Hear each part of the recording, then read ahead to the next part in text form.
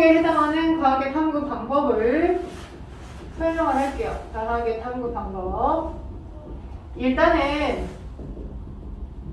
특히 뭐 생명과학이든 뭐든 옛날에 실험과학이 진행되지 않았을 때, 실험과학으로 진행하지 않았을 때에는 이제 귀납적인 연구 방법들을 많이 받아들였어. 귀납적인 방법들은 실제 아주 많은 데이터들을 모아다가, 그지? 많은 데이터를 모아다가, 그래서 얘는 이러이러하니까 이러이러한 거야 라고 하는 일반화시키는 이론을 만들어내는 거죠. 꽤 오랫동안의 관찰을 통해서, 그지? 관찰을 통해서 많은 관찰 사실이 수렴할 수 있는 모든이 되게끔 해주는 형태입니다. 근데 실제 내가 아무리 많이 관찰했다 한들, 그지? 1000번의 관찰이 있었어. 근데 1001번째에 예외되는 상황이 생길 수도 있죠. 그죠? 그래서 많은 관찰이 모든이 될 수는 없는 오류가 있어요. 안녕하세요. 어서오세요. 네네. 자, 많은 관찰이 모든이 될 수는 없는 오류 사항이 있다 보니까 예전에는 이런 귀납적 방법을 많이 사용했지만 지금은 아예 과학을 우리가 뭔가 받아들이기 위해서는 어떻게 이것 또한 마찬가지로 먼저 관찰을 해. 이것 또한 마찬가지로 먼저 관찰을 해. 그래서 관찰을 하다가 쟤 때문에 이런 일이 일어난 거 같네 라고 하는 뭔가 느낌적인 느낌이지. 심증, 그지? 그런 문제인식 코스가 생기게 되는 거지. 쟤네들 때문에 이런 일이 생긴 거 같아 라고 하는 문제인식. 이 문제인식 과정에서 잠정적인 해답을 먼저 세팅을 하게 됩니다. 우린 잠정적인 해답을 조금 고급진 표현으로 뭐라고 하냐면 가설이라고 표현하는 거죠. 가설. 오케이? 그래서 관찰을 나가다 보니 이런 거 있잖아. 우리 막 드라마 같은 데 보면 불륜? 막 이런 느낌 같은 느낌, 사격? 막 이런 느낌적인 느낌이 확 되잖아요. 그런 것처럼 아주 오랜 관찰을 하다 보면 쟤 때문에 이런 일이 일어났을 것 같아 라고 하는 느낌적인 느낌이 든다고요. 그게 문제인식 과정이고, 문제인식 과정 이꼴 쌤쌤 그 과정 동안에 잠정적인 해답 쟤 때문일 거야 라고 하는 이 설정 단계가 같이 오는 거죠. 그래서 문제인식 코스 그 다음에 뭐가 되는 거다? 가설을 설정하는 단계가 되는 거고, 그렇다고 해서 우리가 잠정적 해답 심증이 왔다고 해서 그 심증이 완전히 확증될 수는 없죠. 그 심증이 원래 팩트로 받아들여지게끔 하기 위해서 뭘 어떻게 해야 돼? 그 심증 조건이 진짜 맞는지 안 맞는지를 확인하는 과정, 실험하는 과정이 있어야 돼. 과학에서는 그래. 그래서 그 실험하는 과정이 들어가야 되는 거고, 그 실험하는 과정을 탐구, 설계 및 수행 단계라고 합니다. 오케이. 관찰, 문제인식, 가설 설정, 탐구, 설계 및 수행 단계. 그지? 그러면 탐구를 설계했고 수행하는 단계에서 시험 문제에 많이 나오는 것 중에 하나는 이 탐구, 설계 및 수행 단계, 특히 설계하는 단계에서 두 가지. 자, 대조 실험을 세팅을 했는지, 오케이? 대조 실험을 세팅을 잘 했는지와 그 다음 견인 설정에 오류가 있었던 건 아닌지, 이걸 좀 구체적으로 꼼꼼하게 물어봐. 견인 설정 단계와 대조 실험 단계가 제대로 잘 수행이 됐는지 등등을 물어보는 거고, 이거를 허접하게 세팅을 해놓고 누군가가 이제 세팅해놨던 저 가설이 논리적으로 맞는 것 같아, 안 맞는 것 같아, 너네가 판단 한번 해봐봐, 이런 것들이 나오는 거죠. 그리고 여기서 만약 우리가 알맞게 뭔가 결론이 얻어졌어. 오케이? 결론이 얻어졌는데 결론은 그냥 얻어지는 게 아니라 이제 자료가 얻어져서 그 자료를 해석하는 단계에서 결론을 도출해내는 거가 되겠죠. 되겠어요? 오케이? 이게 전반적으로 실험을 실제적으로 해가지고 그 이론을 받아들인 형태. 제대로 만약 내 가설에 알맞게끔 결론이 만약 얻어졌어. 그럼 그냥 그걸 받아들이면 돼. 그지? 근데 자료를 해석하는 단계에서 쟤 때문에 얘인 것 같았는데 쟤가 뭔가 변화를 줬었을 때 원인이 되어 있는 것 같지 않아. 얻어냈던 결론이 그렇지 않아. 그럼 어때야 돼? 당연히 쟤가 아니라 B인가? B를 설정을 해서 다시 실험을 해봐야 되겠죠. 그래서 오류에 걸려야겠군. 자료가 제대로 안 나왔다. 내 가설에 알맞게끔 자료 데이터가 얻어지지 않았다. 결론이 얻어지지 않았다라고 하면 가설을 수정하여 다시 실험을 또 동일하게 진행을 해야 하는 것들. 오케이? 자, 그래서 이런 형태의 실험을 우리 뭐냐 아니면 뭔가 연역적인 논리의 연역에 따라서 확인을 하는 과정을 거쳐서 하네. 근데 가설을 설정해서 들어갔네. 그래서 가설, 연역적 탐구 방법이라고 해요. 가설을 세우고 면역적으로 실험을 설계하고 수행해가지고 얻어들었다라고 해서 가설 면역적 탐구 방법이라고 하는 형태로 이 두 가지 실험 방법들이 있는데 지금 현재 흐름상은 이렇게를 많이 받아들이죠. 옛날 과거에 그러니까 그렇다고 해서 과학적 방법을 아예 안 써요라고 하진 않아요. 뭔가 사회과학적인 논리 어떤 이론을 만들어낼 때는 귀납적 방법도 많이 가미해서 쓰는 거죠. 다윈의 자연선택설 또한 귀납적 탐구 방법에 쌓여짐에 의해서 얻어낸 이론이거든. 고1 과학 과정에서 자연선택설을 배우게 될 거야. 막 갈라파고스 근도에 이제 다윈이 거기 이제 뭐 가가지고 항해를 가가지고 오랜 시간 동안에 특정 시간에 여러 종들의 뭐 핀치새든 핀치새 아니면 어디 거북이든 거북이 막 각각의 종들을 막 스케치하면서 관찰을 꽤 오랫동안 했어. 그 관찰했던 데이터들을 모아다가 보니까 아마 굉장히 종의 모습이 다양해지고 달라져 있는 이유 중에 하나는 그 아이들 자체의 뭔가 약육 강식? 강자가 살아남는 형태? 그런 어떤 이론에 의해서 이렇게 됐을 거다라고 하는 형태지. 실험을 한 건 아니야. 오랜 동안의 관찰을 통해 일반화된 이론을 이끌어낸 것 뿐이야. 오케이. 그래서 이것도 과학사에 필요한 이론이고, 과학을 탐구할 때. 이것 아래 또한 가설연역적 탐구 방법 또한 과학사를 연구할 때 필요한 방법 중에 하나라는 걸 알고 계시면 좋을 것 같고요. 실험에서 탐구 설계 및 수행하는 이 단계의 실험에서 어떤 변인들과 어떤 실험들을 어떻게 세팅하는지에 대한 예제들을 더불어서 여기서 이제 그런 걸 파악해 볼 수 있도록 하는 형태의 문제가 나오거든요. 21쪽 아래 보면 뭐 더 들여다보기에서 나와 있잖아. 21쪽 아래. 거기 보면 더 들여다보기 21쪽 아래. 자, 대조 실험에서 나오죠. 거기 뭐 천연두 양의 전염병 예방을 위한 백신의 효과를 알아보기 위한 실험입니다. 그래서 나와 있죠. 그러니까 전염병을 예방하기 위해서 만들어냈던 이 백신, 보통 백신이라고 하는 건 특정 병원균을 약화시켜서 누군가에게 먼저 때려 넣어놓고, 그지? 그 몸 안에서 스스로 항체가 만약 생성이 됐어. 그럼 찐짜백이 뭔가 병원균이 들어왔을 때 내 몸에서 대항 능력을 갖고 있어서 찐짜가 들어왔을 때는 퇴치가 될 수 있는 거거든. 내 몸에서 그 대항 능력을 갖고 있으니까. 그게 백신이거든. 그래서 그럼 백신을 맞은 집단은 백신을 안 맞은 집단에 비해서 훨씬 병원의 어떤 면역력이 강화됐다라고 하는 걸 알아보기 위해 어떤 실험을 해야 되냐면 이렇게 해야 되겠지. 자, 한쪽 집단에 25마리의 양이 있어. 너는 양인데 백신을 넣어줬어. 오케이? 백신을 넣어주고 일단 시간이 지난 다음에 그 25마리 백신을 맞았던 양들에게 25마리 양, 그 양들에게 실제 이 약화시킨 병원균이니까 약화시킨 병원균이 아닌 오리지널 병원균을 노출시킨 거야. 병원균을. 그래서 이 아이들이 몇 마리나 살아남는지를 봤어. 그랬더니 25마리의 건강했던 양들이 다 백신을 투여받았었고 25마리라고 해. 덜 그렸지만 다 투여받았고 그 병원균이 들어왔다라고 하더라도 많이 죽지 않고, 그지? 살아남아있는 애들이 한 24마리는 살아남았네. 살아남았어. 오케이? 생존을 했어. 그러니까 살아남았으니까 어쩐가 그래 백신 효과 충분히 있어요 라고 이렇게 판단을 할 수 있겠죠. 그런데 이 형태의 실험만 있어서는 제대로 실험이 세팅됐다라고 보기 어려워. 어떤 걸 해야 되냐면 대조 실험. 오케이? 어떻게? 비교군과 실험군. 비교군은 균이 아니야. 비교군은 자, 내가 그 가설에 따라서 뭔가 세팅을 해줬었을 때의 그 결과를 알아보기 위한 실험 세팅이 들어간 거야. 간단하게 하면 실험 세팅이 들어간 거고, 세팅이 들어간 집단.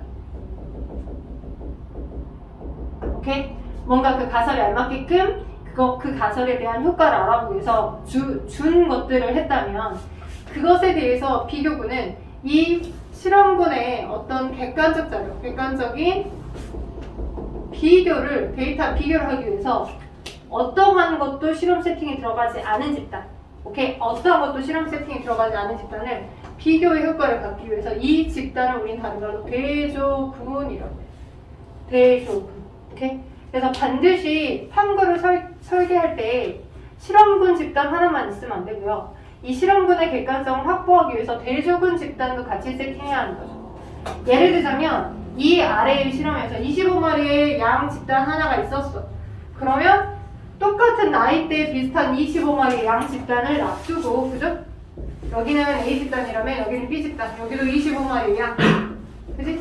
여기도 25마리의 양인데 얘는 어떻게 해야 돼? 그치? 백신을 여기는 줬다면 여기는 백신을 안 줘야 돼.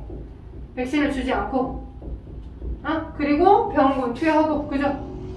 오케이? 그리고 똑같은 시간이 지나고 왔었을 때 어때? 얘의 생존 여부를 봐야지. 그래서 이 위 집단과 아래 집단 두 개를 비교해야 백신을 넣어준 집단은 이렇게만 많이 살았는데 백신 안 넣어준 건 많이 뒤졌네. 백신이 실제 효과가 있네. 이 두 개를 비교해서 결과가 얻을 수 있죠.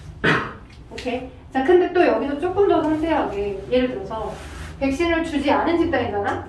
여기 대조군은? 그지?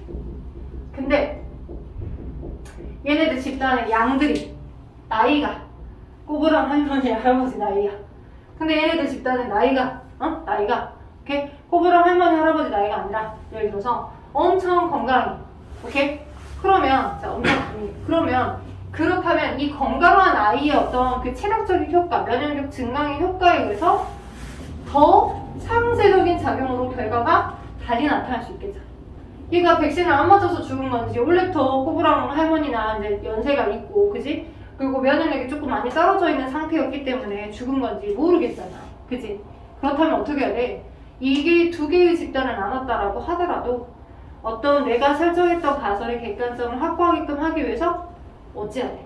두 양들의 그치 신체 조건, 그치 신체 조건과 그치 뭐 밥을 주는 시간이라도 관리를 해주는 시간, 여기는 밥을 하나도 안 주고 여기는 뭐 밥을 많이 주고 뭐 그래도 또 안 될 거잖아.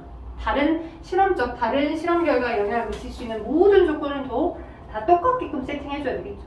그래서 여기서 어떤 결과가 어떠한 것들이 또 개념으로 들어가냐면 변인 설정 단계에서 변인을 두 종류의 변인으로 나눌 수 있어.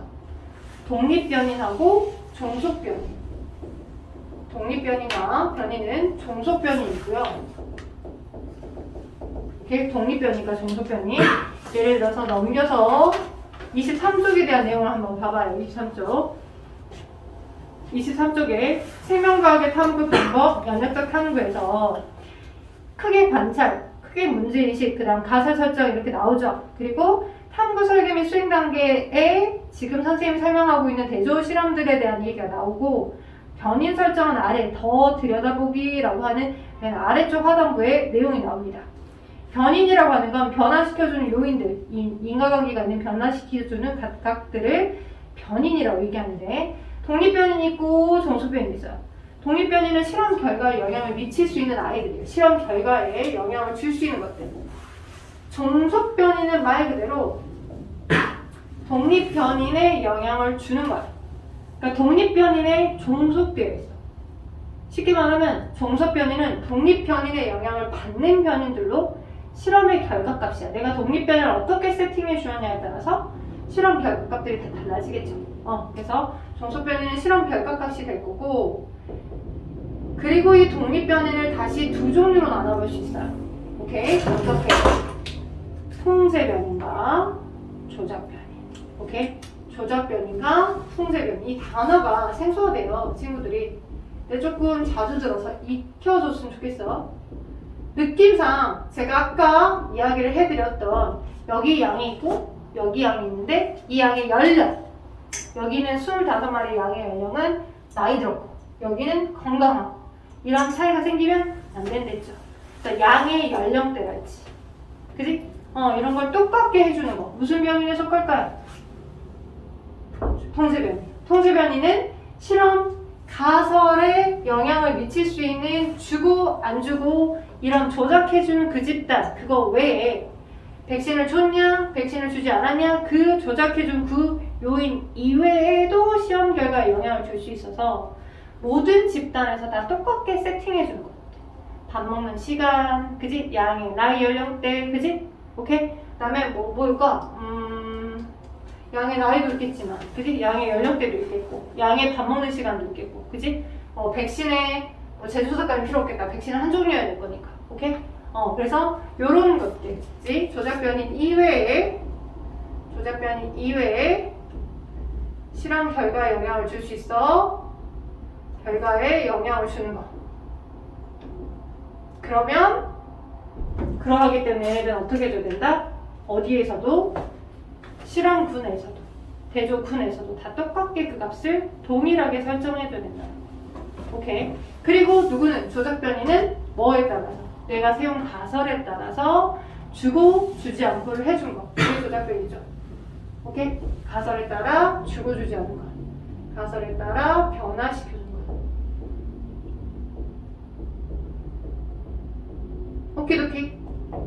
오케이. 자, 그래서 그 아래 우리가 지금 현재 하고 있는 얘네들의 실험에서는 무엇이 조작변이 되는 거야? 백신 투여 여부, 그지? 백신의 투여 여부가 조작변이 되는 거고, 그지? 통제변이는 뭐가 되겠어? 양의 연령대나, 그지? 양이 뭐 영양 상태랄지, 그지? 그런 것들이 다 통제변이 되겠죠. 그리고 종소변이 뭐야? 종소변이는 백신이 뭐 죽은 그치. 결과. 쉽게 말하면 많이 살았냐, 죽었냐 이런 양의 생존, 생존율 정도가 종소변이 되겠죠. 이러한 룰대로 이제 결과가 얻어져서 그 결과가 그래 가설에 따라서 얻어졌으면 실제 맞게 얻어졌구나 그렇지 않구나라고 받아들여지는 거예요. 오케이. 그래서 뭐 레디가 실험한 것들이랄지 이런 것들도 똑같이 25쪽에 나와 있어요. 이것도 비슷비슷한 형태로 우리가 조작변이나 통제변이를 나눠서 생각해 볼 수 있겠죠. 레디에 초파리가 어떻게 사과를 찾아오는지에 대한 연연성 탐구. 그러면 파리가 못 들어오게끔 막는다거나 투명률이나 아니면 불투명률이나 아니면 마개가 없다거나 뭐 등등등을 통해 이제 초파리가 날아와서 그 안에 담겨져 있는 아이의 수를 통해 우리가 분석해내는 거. 그렇죠? 그래서 이런 여러 가지 실험들을 여러분이 분석해내시면 되는데요. 자, 이제 세포의 생명활동에서 물질에서는 아마 태상이 그때 얘기해줬을 거야. 동화작용, 이화작용 해줬지. 그리고 우리가 물질에서 하면서 생명활동과 에너지 하면서 제일 중요하게 여겨줘야 되는 게 뭐다? 세포 호흡이다. 그지? 생명활동과 에너지 하면 세포 호흡. 이거는 솔직히 중학교 2학년 때도 계속 언급되는 개념이거든. 세포 호흡이라는 개념은 계속 언급되고 있는데 이게 이제 용어가 좀 여러분에게 생소해서 안 받아들여지는 것 뿐이지 좀 받아들여줬으면 좋겠어. 쉽게 말하면 우리는 화폐를 바꿔서 사용한다. 그지? 식물은 스스로 화폐를 만드는 활동을 하지, 광합성. 그지? 그래서 그 만들어진 화폐가 뭐야? 포도당이야. 오케이? 포도당. 그지? 걔를 스스로 만들지만 우리는 스스로 만들 수 없어서 먹었어. 밥. 그지? 밥이 소화돼서. 그지?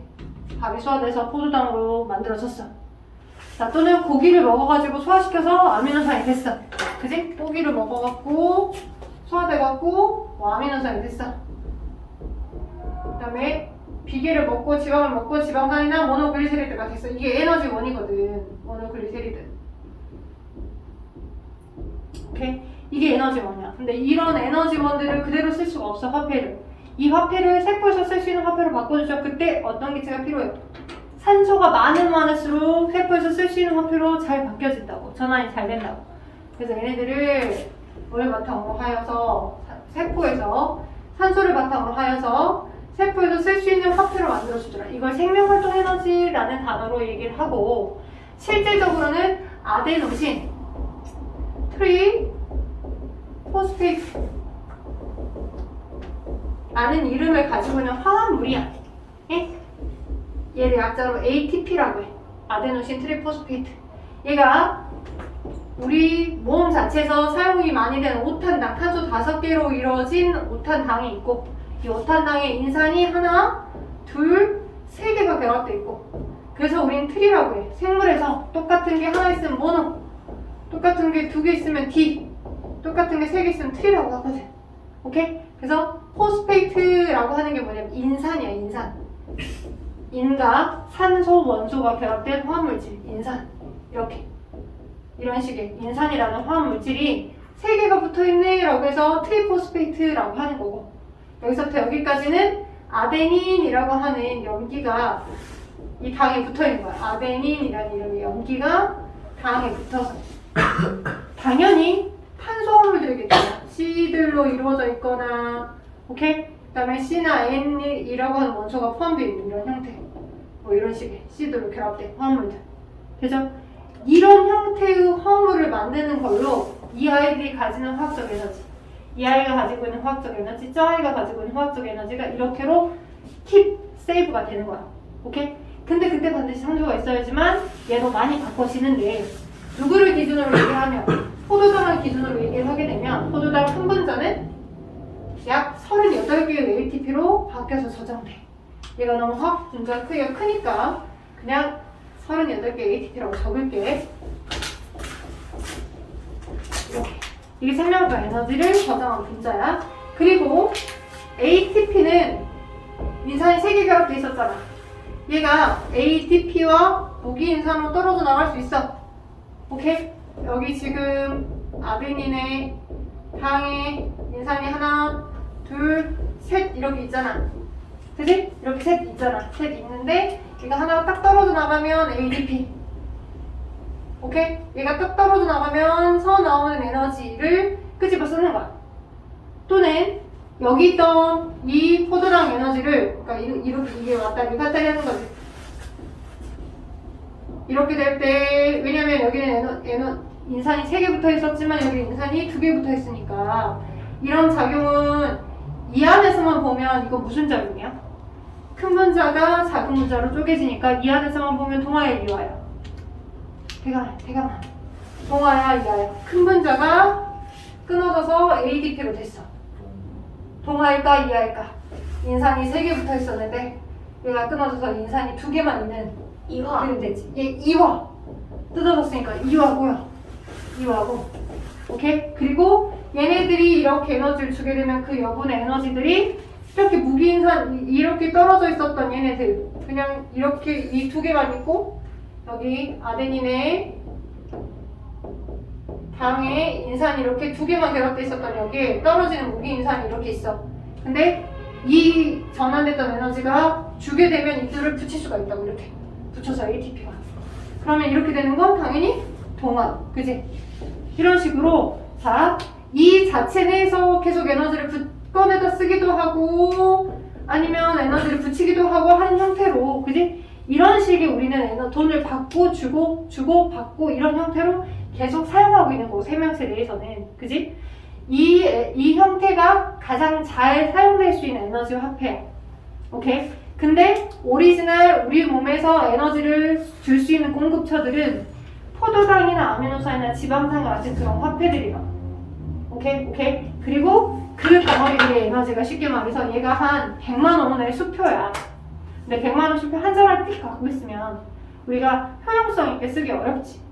이 100만 원짜리 수표를 뭐 만 원짜리 100장으로 바꾸거나, 그지? 5만 원짜리로 바꿔 썼을 때 낱개로 쪼개가지고 군데군데 필요한 데다가 지출을 하기가 더 편할 거잖아. 그런 거라고 생각하면 돼. 포도당이나 아미노산이나 지방산은 이것들이 가지는 이 값어치만큼을 그대로 그냥 통으로 갖고 있는 수표. 오케이? 또는 수표인데 쉽게 말하면 우리나라 돈 수표가 아니라 그냥 달러. 오케이? 그래서 은행에 가서 우리나라에서 쓸 수 있는 낱장의 화폐로 바꿔줘야지만 세포에서 생명활동이 진행 가능한 것처럼 이런 화학적 분자로 반드시 바뀌어서 주어야지만 우리가 사용이 가능하다는 거지.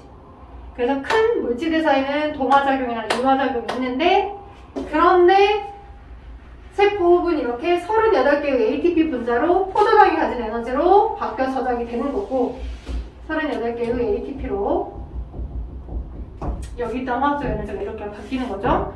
그러면 얘가 뭐 어디다가 쓸 때는 내가 어디 성장을 한다거나 어떤 물질을 이동을 시키거나 할 때 38개 ATP로 만들어져 있었지만 어디다가는 10개 ATP만을 쓸 수도 있고 어디다가는 8개 ATP만을 쓸 수도 있고 이렇게 나눠서 쓰겠잖아. 오케이? 나눠서 지불을 할 거고, 또한 그 나눠서 지불한 것들을 이 에너지가 이렇게로 될 때 나오는 에너지에 의해서 떨어져 나오잖아. 여기는 고에너지고 여기는 좀 저에너지잖아. 그지? 이렇게 나온 그 에너지로 생명활동을 쓰는 거라고. 키가 키우게끔 한다거나 어떤 물질을 합성하게끔 한다거나 할 때 사용되게 되는 거라고. 얘가 이렇게 이분자로 떨어져 나갈 때. 오케이? 이때 나오는 그 에너지로 우리가 생명활동을 하는 거라고. 돼요? 그 그림이 어디 나와 있는 거냐면 여러분 책에 보면 거기 42쪽에 에너지 전환과 이용해서 나와 있는 그림 나와요. 에너지 전환과 이용 에너지 전환. 가운데 부분 42쪽 가운데 부분 에너지 전환과 이용 그죠? 그래서 이 ADP가 있고 ATP가 있는데 세포 과정은 약 ATP로 합성을 해내는 거고 이게 그리고 이때 생성됐던 그 ATP를 필요할 때마다 38개의 ADP 최종적으로 다 분해가 되면 ATP가 되겠죠. 이때 이렇게 분해시키는 그 에너지에 의해서 나오는 에너지로 만약에 우리가 전기 뱀장어다. 그럼 전기 뱀장어는 뭐 어떤 위험 요소가 왔을 때 막 전기가 만들어지잖아. 그지? 뭐 발전을 한다거나. 그지? 또는 반딧불이다. 그럼 발광, 빛을 발하게끔 한다거나. 빛을 광이 아니고 발광, 빛을 발하게끔 한다거나. 우리 세포 요소에서는 어떤 특정 물질을 합성하게 한다거나. 물질의 합성이나 근육을 수축시킨다거나 하는 것에 각각 지불을 하여서 지출을 하고 있는 거다. 요소로 나눠서 이렇게 생명활동을 영위하고 있더라. 이런 화학적 화폐로. 오케이. 반드시 산소가 있어야 되고 만약 산소가 없으면 그러면 얘를 못 만드냐? 우리도 산소가 없다 하더라도 소량의 이걸 만들 수도 있어. 오케이? 우리도 그럴 수 있고 또는 효모 같은 아이들도 무산소 호흡이라고 해서 산소가 없을 때라도 소량의 에너지를 만드는 호흡 활동을 해.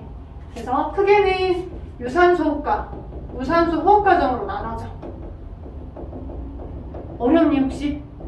아니요. 지금 이 과정은 당연히 산소가 들어갔고 에너지를 만들어내는 게 주 목적이었는데 어쩔 수 없이 저 포도당이 C, H, O라는 원소로 이루어져 있으니까 뭐가 발생해? CO2나 H2라는 노폐물이 발생하잖아. 그지? 그래서 산소 들어가고 이산화탄소 나오니까 그런 개념으로 호흡이라고 하는 단어를 붙인 거고 그리고 일반적으로는 항상 산소가 가능한 이 과정을 우리는 세포호흡이라고 하는 건데 어떤 개체는 산소가 없는 현기성 환경에서 소량의 에너지라도 만들어서 버텨. 오케이? 그리고 우리도 특수한 경우에 온전히 대체적으로 다 유산소 호흡을 해서 많은 에너지를 만들어내는 게 주 하이라이트 목적이긴 해. 오케이? 주 하이라이트 목적이긴 한데 어떻게 소량의 에너지라도 만들어서 소량의 에너지를 만들어서 산소가 없을 때 버티는 그런 일을 하기도 한다고요.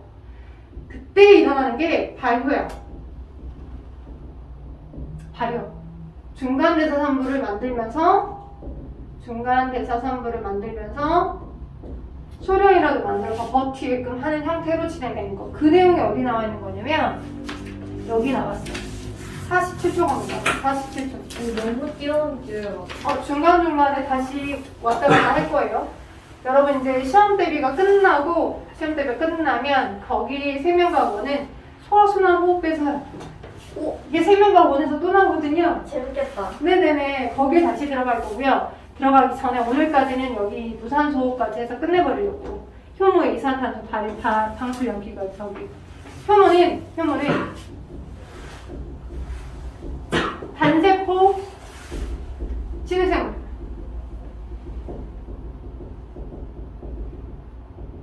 한개 세포로 되어 있고 진화된 형태의 진핵 생명체. 그러니까 쉽게 말하면 세포 소기관을 많이 갖고 있어요. 효모는. 자, 얘 또한 뭐 할 때도 있고 무산소 호흡할 때도 있고요. 무산소 호흡할 때도 있고 산소 호흡할 때도 있어요. 당연히 산소가 많으면, 그지? 얘가 효모 하나고 핵을 갖고 있는 이 개체인데, 그지? 산소가 주변에 많네. 그리고 얘가 좋아하는 뭐 포도당이나 이런 양분도 많네.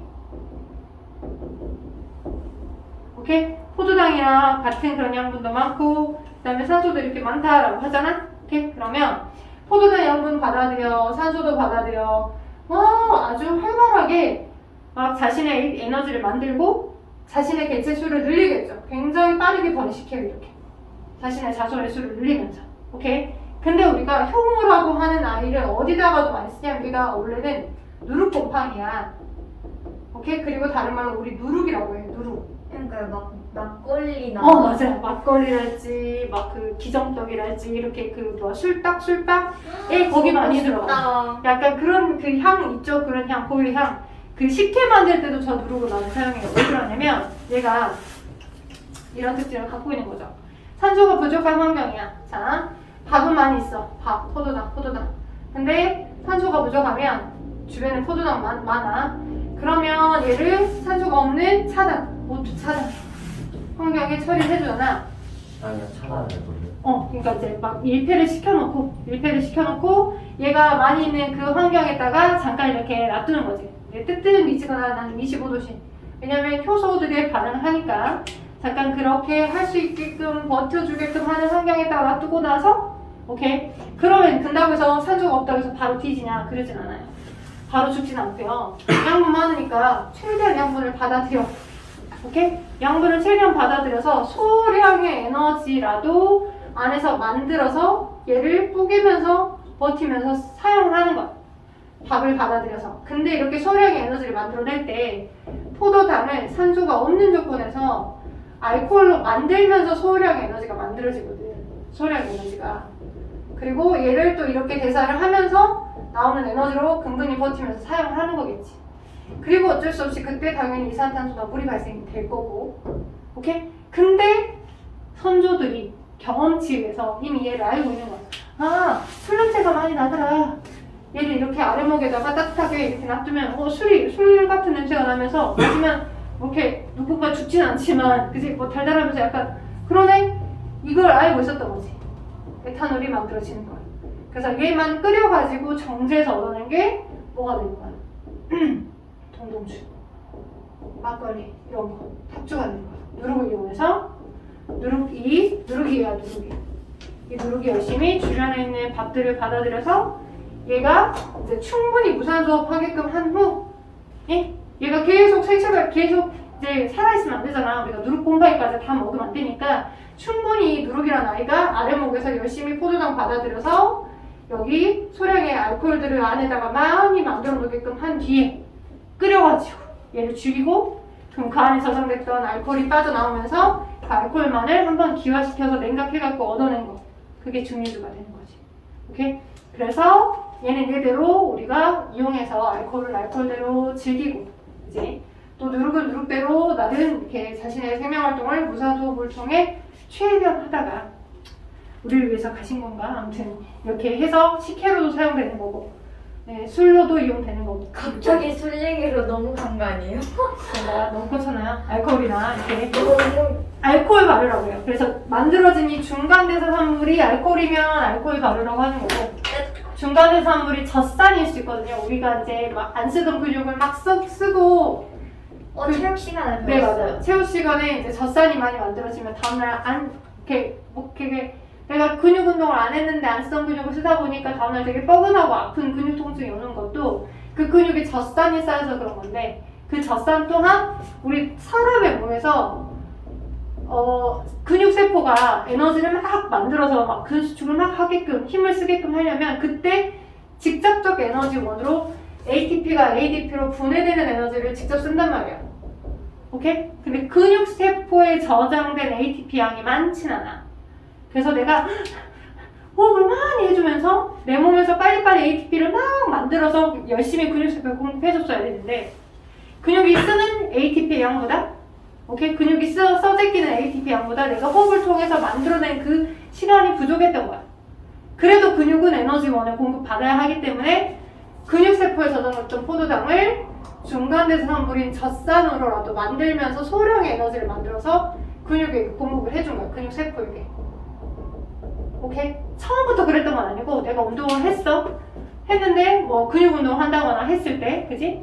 하자마자 바로 그런 건 아니겠고 그지? 근육에 저장됐던 ATP를 다 쓰고 난 다음에 얘를 만들다 보니 얘가 만들어져서 젖산이 만들어져서 이제 소량의 에너지를 계속 공급을 해줬던 거고 그러다 보니까 우리 젖산은 근육세포 내에 축적이 되어 있잖아. 젖산 때문에 혈투압 변화로 약간 붓거나 안 쓰던 근육을 쓰게 되면 이렇게 약간 뻐근한 느낌이 드는 거고 일정 시간이 지나면 다시 젖산이 포도당으로 서서히 바뀌어요. 그러면서 이제 뻐근해진 증상, 삼각변화라든지 이런 것들이 사라지니까 괜찮아지는 거죠. 안 쓰던 근육을 썼다가 다음날 되게 아팠었던 적이 오늘이에요?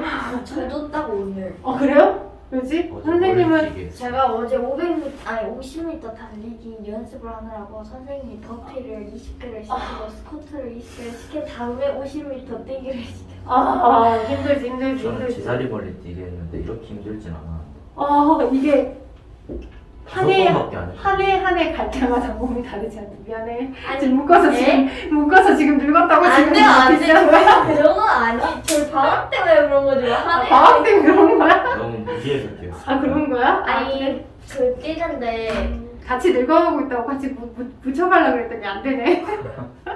아니, 전 도피를 했다니까요. 버피를 그래 알았어.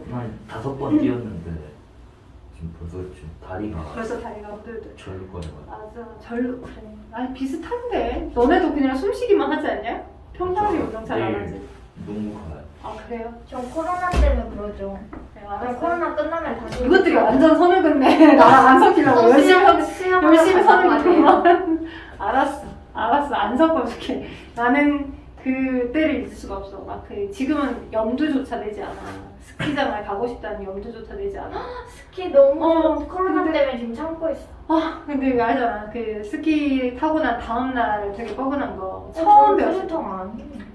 이제 노하우가 약간 있으니까 덜 뻐근하겠지만 나 진짜 처음 배웠을 때는 거의 그냥 막 이상한 우리 언니의 친구 얘기 배워가지고 데리고 가면 너네 브레이크 잡는 것만 알면 다 배워라고 데리고 가가지고 거의 막 위에서부터 막 꿀르면서 내려오고 꿀르면서 내려오고 그랬던 기억이 보드예요, 스키예요? 스키. 스키를 어떻게 넘어져요?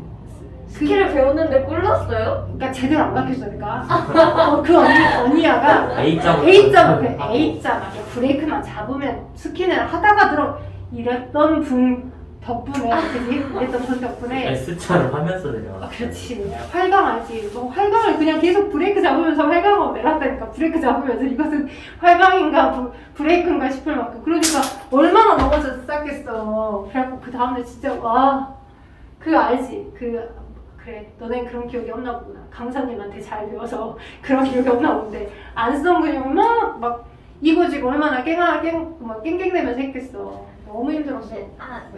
젖살 내 몸에 쌀 한달 전쯤에 콘서트 다녀왔잖아요.